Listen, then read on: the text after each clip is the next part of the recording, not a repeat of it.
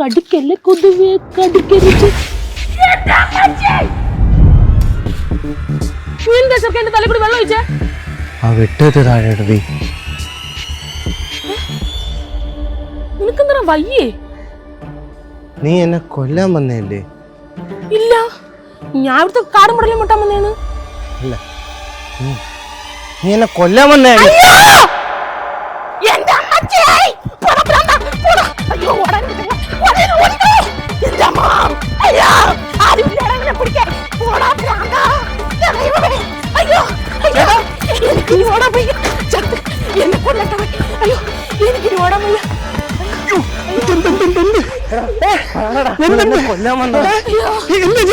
എന്റെ പൊന്നപ്പി, ഞാൻ കുന്നുംപുറത്തെ ചാന്ദിരി പറഞ്ഞിട്ട് ഇവിടെ പുല്ല് കെട്ടാൻ വന്നേണ്. ഇല്ലടാ, ഇവള് അവിടെ നിന്ന് എന്നെ കൊല്ലുമെന്ന് പറയുന്ന ഞാൻ കേട്ടു. ഞാൻ നല്ലോണം പാട്ട് പാടും. പാടും ചേച്ചി, പാടും. ഞാൻ പറഞ്ഞു പോരാ, ചേട്ടൻ നോക്കിട്ട് ഒരു കുഴപ്പമില്ല. അയ്യോ,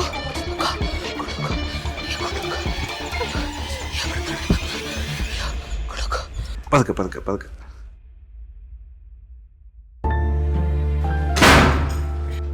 ഇവൻ എവിടെ നിന്ന് ഇവനെ വിളിച്ചോണ്ട് നിങ്ങൾ കണ്ടില്ലേ ചേട്ടാ ഇറങ്ങി പോണത്? എടാ, നമ്മളെ പിടിച്ച അവൻ നമ്മുടെ കയ്യിൽ നിൽക്കൂ, നീ പിടിച്ചാലേ നിൽക്കൂ.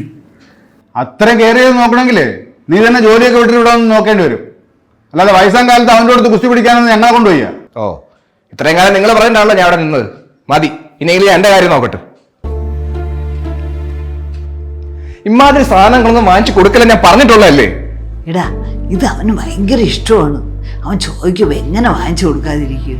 അമ്മ, ഇതൊക്കെ ഹൈ ഷുഗർ കണ്ടന്റ് ആണ്. ലാസ്റ്റ് ടൈം ചെക്കപ്പ് ചെയ്തപ്പോൾ ഡോക്ടർ പറഞ്ഞതാണ് ചേട്ടന് ഷുഗർ കൂടുതലാണെന്ന്. അതിന്റെ ഇടയ്ക്ക് ഇമാതിരി സാധനം വാങ്ങിച്ചു കൊടുത്താൽ സിംറ്റംസ് കൂടത്തേ ഉള്ളൂ. പിന്നെ നീ വലിയ ഡോക്ടറല്ലേ? സത്യം പറയാമല്ലോ, ചേട്ടന് പിന്നെയും കാര്യം പറഞ്ഞാൽ മനസ്സിലാവും. നിങ്ങളെ മേക്കാനാണ് പാട്.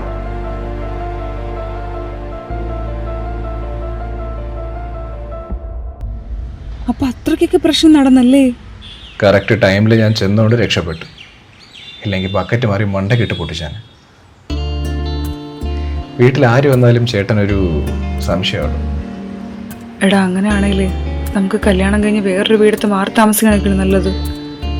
നീയും കാണില്ലാത്ത സമയത്ത് പുള്ളി വൈലന്റ് ആയ ഞാൻ പെട്ടു. അല്ലെങ്കിൽ തന്നെ നിന്റെ വീട്ടിലെ കാര്യമൊക്കെ അമ്മ അറിഞ്ഞാൽ ഈ കല്യാണത്തിന് സമ്മതിക്കുമെന്ന് എനിക്ക് തോന്നണല്ലോ.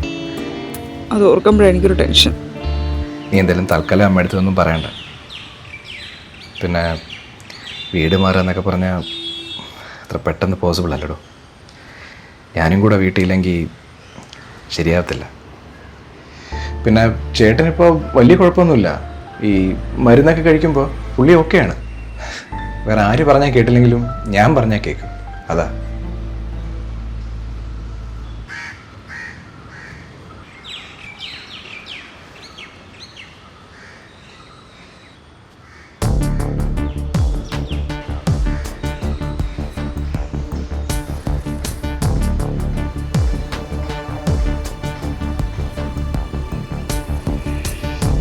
ശരി ശരി, ഞാൻ വീടെത്തിരി വിളിക്കാം.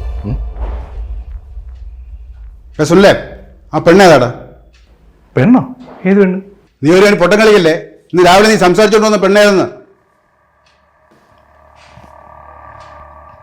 രേവതി. ഞങ്ങളമ്മ ഇഷ്ടത്തിലാണ്. സമയമാകുമ്പോൾ പറയാനാ വിചാരിച്ച. എന്തായാലും ഇത്ര ആയ സ്ഥിതിക്ക് അച്ഛളുടെ വീട്ടിൽ പോയി കാര്യങ്ങളൊക്കെ സംസാരിക്കണം. അത് നീ ഒറ്റയ്ക്കങ്ങ്. എടാ, ചേട്ട എനിക്ക് അനിയൻ കിട്ടുന്നത് ശരിയാണോ? നാട്ടുകാർ പറഞ്ഞു ചിരിക്കൂലേ? നിങ്ങൾക്കിത് എന്താണ്? പിന്നെ എനിക്കൊരു ജീവിതം വേണ്ടേ?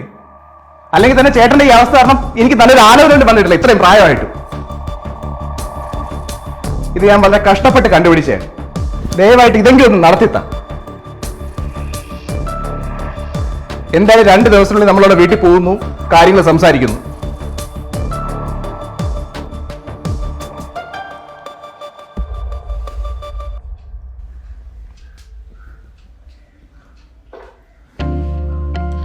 അച്ഛാ, സമയം ഇറങ്ങാം. ഇതാ വരുന്നേ. ഇതാ അവിടെ നിന്ന് നേരത്തെ ഇറങ്ങണം, എനിക്ക് വന്നിട്ട് ബാങ്കിൽ പോകാനുള്ളതാണ്. അതൊക്കെ ഇറങ്ങാം. ആ ഡി, ഞങ്ങളിത് ഇറങ്ങുക. ശരി ശരി. ഞാൻ റെഡിയായി, പോവാം. എങ്ങോട്ട്? നമ്മൾ പുറത്തോട്ട് പോവുകയല്ലേ? ഞാൻ നല്ല ഡ്രസ്സൊക്കെ ഇട്ടിട്ടുണ്ട്, പോവാം. ചേട്ടാ ഞങ്ങളെ വളരെ അത്യാവശ്യമായിട്ടൊരു സ്ഥലം വരെ പോവുകയാണ്. ഞാനും കൂടെ വരണേ. പോയിട്ട് വന്നു കഴിഞ്ഞാൽ ഉടനെ നമ്മൾ പുറത്തോട്ട് പോകും. ഓക്കെ, ഞാനും കൂടെ വരാടാ. പോയിട്ട് വന്നിട്ട് പോവാം. എടാ പ്ലീസ് എടാ, ഞാൻ ഗുളിയൊക്കെ കഴിച്ച്, ഞാൻ ഒരു പ്രശ്നം ഉണ്ടാക്കൂല. മക്കളെ അച്ഛാ പറ അച്ഛാ, ഞാനും കൂടെ വരണമെന്ന് പറ അച്ഛാ. അമ്മ പ്ലീസടാ, ഈ വീട്ടിൽ ഒറ്റയ്ക്ക് ഇരുന്ന് മടുത്ത് ഞാനും കൂടെ വരട്ടടാ, പ്ലീസടാ. ഞാൻ ഒരു പ്രശ്നം ഉണ്ടാക്കൂല, ഞാൻ നിന്റെ കൂടെ നിന്നോളാം, പ്ലീസടാ. അമ്മ ഇന്ന് ചേട്ടനെ ഹോസ്പിറ്റലിലൊക്കെ കൊണ്ടുപോകണല്ലേ? അമ്മ എന്നാ കൂടെ കൊണ്ടുപോകാൻ പറ അമ്മ. എടാ ഞാൻ പറഞ്ഞ അവൻ കേൾക്കൂല. നീ ഒരു കാര്യം ചെയ്യ്, നീ ഇവനെയും കൊണ്ട് പുറത്തു പോ. ഞാനും അച്ഛനും പോയി അവിടെ പോയി സംസാരിക്കാം. നിനക്ക് എങ്ങനെയെങ്കിലും കാര്യം നടന്നാൽ പോരെ? എന്നാ പിന്നെ അങ്ങനെ ചെയ്യടാ. നീ കാര്യം പറഞ്ഞാൽ നിൽക്കാതെ പെട്ടെന്ന് പോയി റെഡി ആയിട്ട് വാ. ഇന്ന് വന്നിട്ട് ഒരുപാട് കാര്യങ്ങളുള്ളതാണ്. ആടാ പോവാം.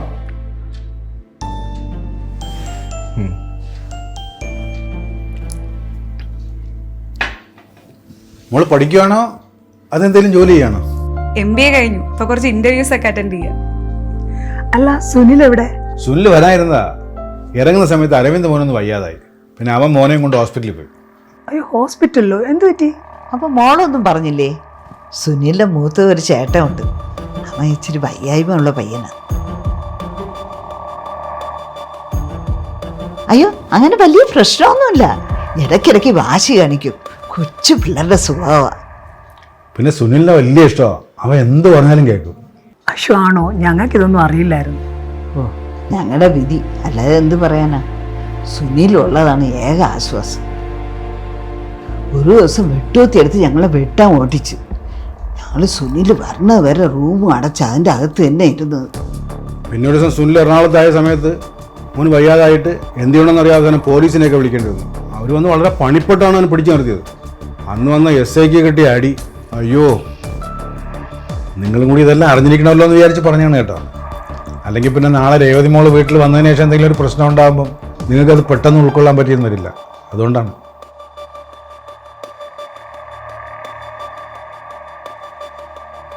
മോളെ കണ്ടപ്പോൾ തന്നെ ഞങ്ങൾക്ക് ഇഷ്ടപ്പെട്ടു. ഉടനെ തന്നെ നല്ലൊരു ജോഷ്യനെ കണ്ട് മുഹൂർത്തം കുറിക്കാം. എന്നാൽ പിന്നെ ഞങ്ങൾ ഇറങ്ങട്ടെ.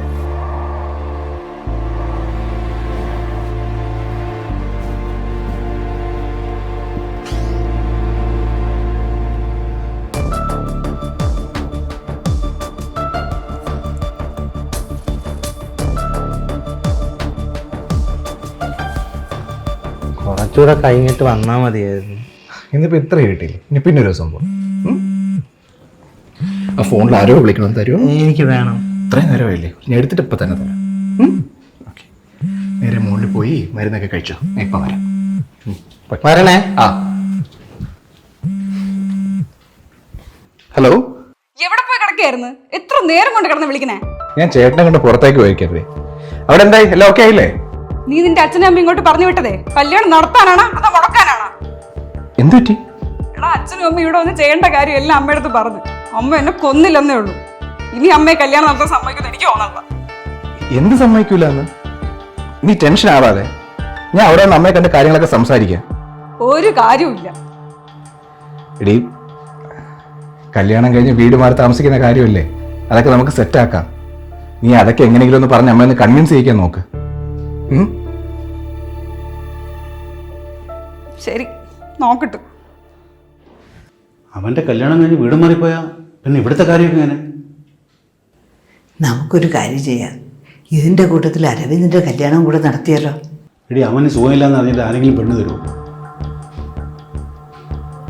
നമുക്കേ ഈ വീടും സ്വത്തും അവൻ്റെ പേരിൽ എഴുതി വെക്കാം. അപ്പം നല്ല ആലോചന വരുമല്ലോ. അപ്പോൾ പിന്നെ സുനിലിനൊന്നും കൊടുക്കണ്ടേ? അവന് നല്ല ജോലിയുണ്ടല്ലോ, അവൻ എങ്ങനെയെങ്കിലും ജീവിച്ചോളും. അവനെ പോലെയാണ് അരവിന്ദ്.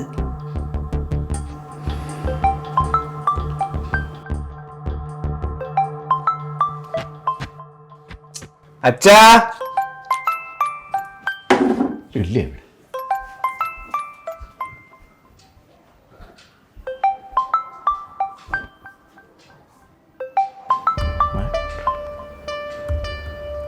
ഹലോ, അരവിന്ദ് സാറിൻ്റെ അച്ഛനല്ലേ? ഇത് മാട്രിമോണിയിൽ നിന്നാണേ. അരവിന്ദ് സാറിന് ഒരു പെർഫെക്റ്റ് മാച്ച് വന്നിട്ടുണ്ട്. നമുക്കൊന്ന് നോക്കിയാലോ സാർ?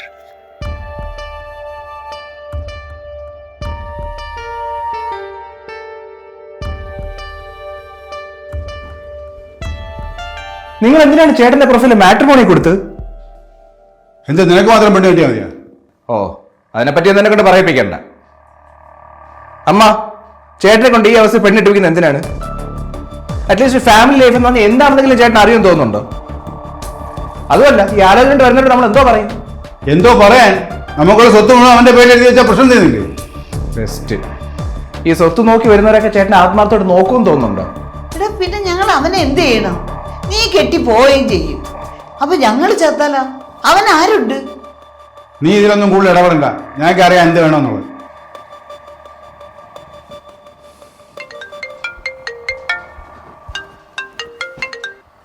ഹലോ. സുനിലെ, അറിയാലോ എനിക്ക് ഈ വെള്ളിയാഴ്ചയാണ് കേസിന്റെ ഹിയറിംഗ്. അതുവരെ ആ ഫയല് സേഫ് ആയിരിക്കണം. അതുകൊണ്ടാണ് ഓഫീസിൽ കൊണ്ട് വെക്കണ്ടെന്ന് ഞാൻ പറഞ്ഞത്. ആ, നന്നായി സാർ. ഇനി ആരെങ്കിലും കൈക്കൂലം വല്ലതും വാങ്ങിച്ചിട്ട് ഫയലൊക്കെ മുക്കിയ തീർന്നു, കേസെല്ലാം കൊണ്ട് തിരിയും. നീ ഒരു കാര്യം ചെയ്യ്, ഫോണിലൊരു ഫോട്ടോ എടുത്തിട്ടേ എനിക്ക് PDF ആക്കി ഒന്ന് മെയിൽ ചെയ്തേരെ. എന്തോരം ഒരു എക്സ്ട്രാ കോപ്പി ഇരിക്കുന്നത് നല്ലതല്ലേ? ഓക്കെ ഓക്കെ, ഞാൻ ചെയ്യാൻ തരാം ഇപ്പം. ഓക്കെ, ശരി.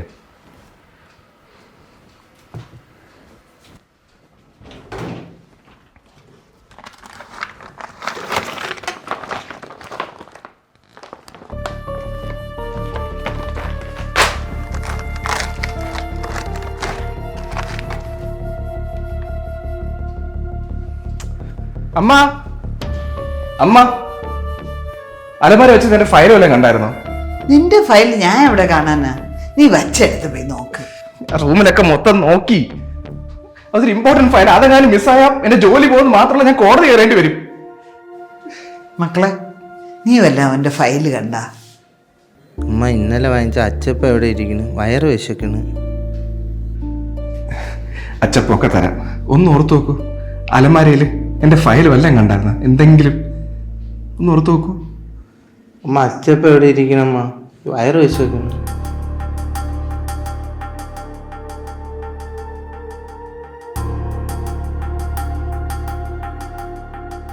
അതെ, നിങ്ങളെ മോളെ പെണ്ണ് കാണാൻ വന്നിട്ട് അധിക ദിവസങ്ങളായില്ല. അതിൻ്റെ ഇടയ്ക്ക് എൻ്റെ മോൻ കോടതി കയറാറായി. എൻ്റെ കൊച്ചിന്റെ ജോലിയും പോവും. നല്ല എറണം.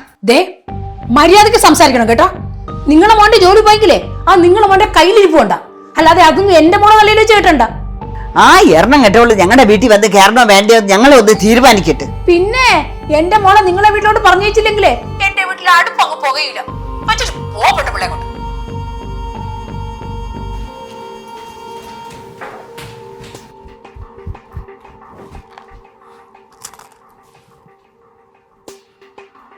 സത്യം പറ, നിങ്ങൾ രണ്ടുപേരും എന്റെ ജീവിതം കുട്ടിച്ചോറാക്കാൻ വല്ല നേർച്ച വല്ലതും നടത്തിയിട്ടുണ്ടോ?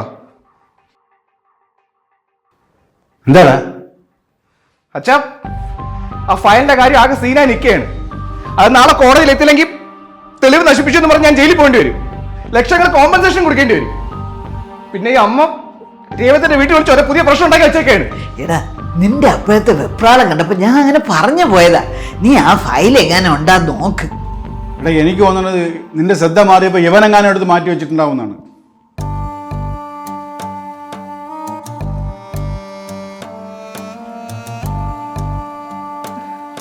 ചേട്ടാ, ചേട്ടാ ഫയൽ വല്ലതും കണ്ടായിരുന്നു? ചേട്ടനോടാ ചോദിക്കുന്ന, ആ ഫയൽ വല്ലതും കണ്ടായിരുന്നോ?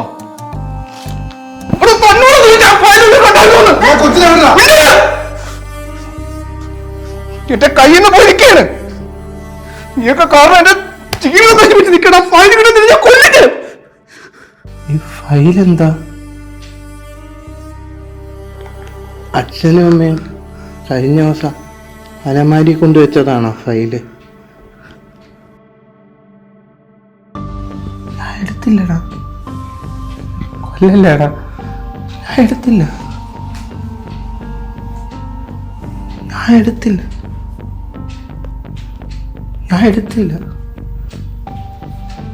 ഞാനല്ല എടുത്ത്.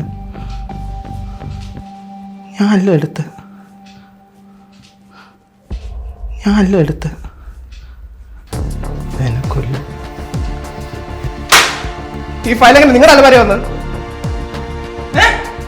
അത് അവൻ തന്നെ കൊണ്ട് വെച്ചിട്ടാവൂടാ.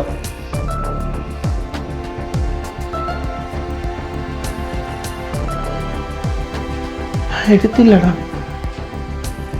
എനിക്കറിയില്ലടാ, സത്യമായിട്ട് എനിക്കറിയില്ല. എന്നെ കൊല്ലല്ലടാ, എനിക്കറിയില്ലടാ, എനിക്കറിയത്തില്ല, എനിക്കറിയില്ല, സത്യമായിട്ട് എനിക്കറിയത്തില്ലടാ, എനിക്കറിയത്തില്ല, ഞാൻ എടുത്തില്ലടാ, ഞാൻ എടുത്തില്ല, എനിക്കറിയില്ല, ഞാൻ എടുത്തില്ല, ഞാൻ അല്ല എടുത്തത്, ഞാൻ എടുത്തില്ലടാ, സത്യമായിട്ട് ഞാൻ അല്ല എടുത്തത്, ഞാൻ എടുത്തില്ല, ഞാനല്ല എടുത്തത്. സുനിലിന്റെ കല്യാണം മുടക്കാൻ ഈ ഫയൽ കിട്ടിയിട്ട് എന്തിനാ? എടി, ഇത് അവൻ്റെ ഓഫീസിലൊരു പ്രധാനപ്പെട്ട ഡോക്യുമെൻ്റ് ആണ്. ഇന്നലെ ആരെടുത്തോ ഫോൺ വിളിച്ച് പറയുന്നുണ്ട്. ഇത് മിസ്സായാലേ അതോടുകൂടി അവൻ്റെ ജോലിയും പോയി കിട്ടും, കല്യാണവും മുടങ്ങും. മുടിയൊക്കെ വേണ്ട, വേണ്ട വേണ്ട. പിന്നെ അവരുടെ കൂടെ നീ മിണ്ടാതിരിക്കണം കേട്ടാ. അമ്മ ഇതെനിക്ക് കൊള്ളാല്ലേ? ഞാനല്ലടാ, ഞാനല്ല എടുത്ത്, എനിക്കറിയില്ലടാ, ഞാനല്ല എടുത്ത്.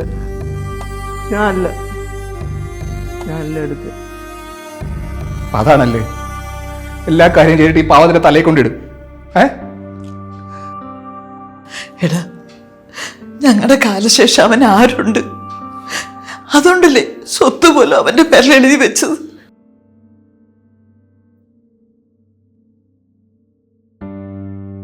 എന്താ ഈ സ്വത്ത്? അതെന്താ അവന് കൊടുക്കാത്ത?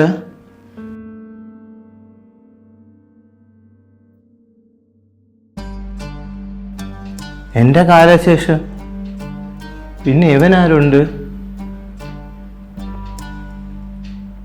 ഞാനും കൂടെ പോയാ ഇവൻ പിന്നെ ഒറ്റയ്ക്കാവൂലേ? അല്ലേടാ?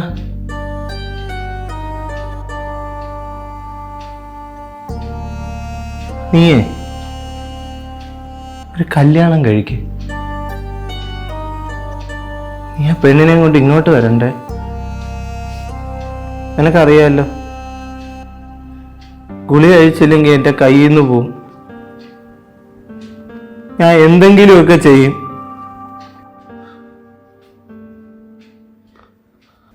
നിന്റെ കല്യാണത്തിൻ്റെ അന്നേ നീ എന്നെ മുറി പൂട്ടിയിട്ടിട്ട് പോയാൽ മതി. ഒരുപാട് ആളുകളെ കാണുമ്പോൾ എനിക്ക് പേടിയാടാ. അല്ലെങ്കിൽ നീ ഒരു കാര്യം ചെയ്യ്, പണ്ടത്തെ പോലെ എന്നെ ആശുപത്രിയിലാക്കിയാൽ മതി. അതാവുമ്പോഴേ അവിടെ ഉള്ളവരെൻ്റെ കൈയും കാലും കെട്ടിയെങ്കിലും മരുന്ന് തരും. അങ്ങനെ ചെയ്താൽ മതിയടാ, അങ്ങനെ ചെയ്താൽ മതി. നീ കല്യാണം കഴിക്കണേടാ, എടാ, നീ കല്യാണം കഴിക്കണേടാ, എടാ, നീ കല്യാണം കഴിക്കണേടാ, എടാ.